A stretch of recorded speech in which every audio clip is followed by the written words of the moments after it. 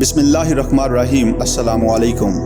बनावट से नफ़रत। सामीन, कायद-ए-आज़म के अंग्रेज़ सवाने निगार हेक्टर बेलायतो ने अपनी किताब में एक बाब कायद के अंग्रेज़ अफसर के नाम से तरतीब दिया है।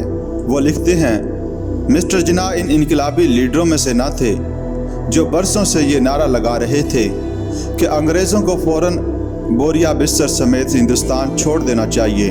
वो एक मुतदिल मिजाज और अमली इंसान थे। तक़सीम हिंद से बहुत पहले ही वो तय कर चुके थे कि पाकिस्तान की तश्कील व तामीर में मेहनती अंग्रेज़ अफसरों की लियाकत और तजर्बे से पूरा फ़ायदा उठाना चाहिए। उन्होंने ये भी फ़ैसला कर लिया था कि कौन कौन से अंग्रेज़ अफसर पाकिस्तान के लिए मुफीद साबित होंगे और किसकी खिदमत कितनी मुद्दत के लिए मुस्तआर लेना होंगी। एक रोज़ उन्होंने जनरल सर डगलस ग्रेसी से कहा, अंग्रेज़ अफसरों की खिदमत हम ज़्यादा से ज़्यादा 5 या 10 बरस के लिए मुस्तआर लेंगे। जो अंग्रेज़ अफसर हिंदू पाकिस्तान में बाकी थे उनमें से बेशतर मुत्तहिदा हिंदुस्तान की तवील सियासी कशमकश और फ़िरका वाराना झगड़ों से तंग आ चुके थे और बेचैनी से इस वक़्त के मुंतज़िर थे जब वो वतन वापस जाकर सुकून और आराम की ज़िंदगी बसर करेंगे। इनमें से बाज़ ऐसे भी थे कि उनसे पहले पूछा गया तो वो राज़ी हो गए।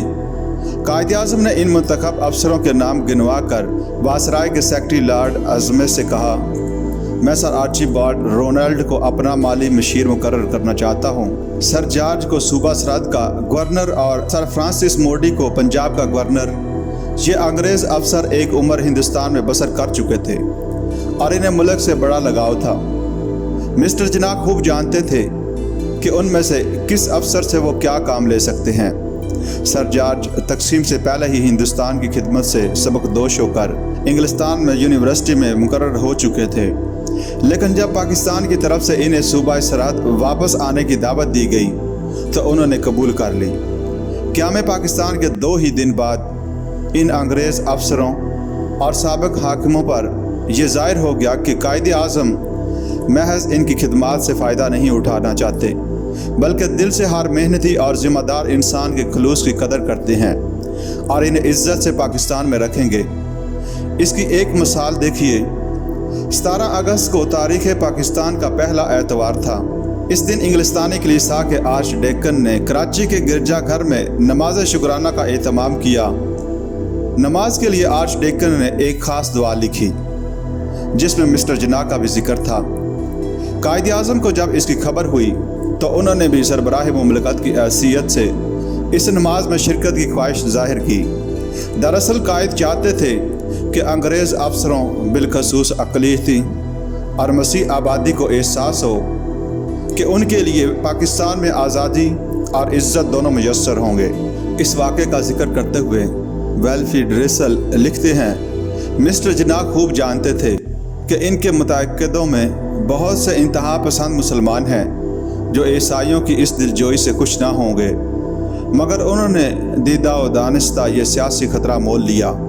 पाकिस्तान की बर्री फ़ौज के पहले सिपह सलार जनरल सर फ्रैंक मैसवरी ने कहा कि एक दफ़ा कायद-ए-आज़म ने मुझसे कहा, मुझे फ़ौज के काम का ज़्यादा तजुर्बा नहीं, लिहाजा फ़ौज मामलात में तमाम तर आप पर और लियाकत अली ख़ान पर छोड़ रहा हूँ। मैसवरी कहते हैं कि ये उनकी अज़मत और साफ गोई थी, वरना वो कोई और वजह भी बयान कर सकते थे।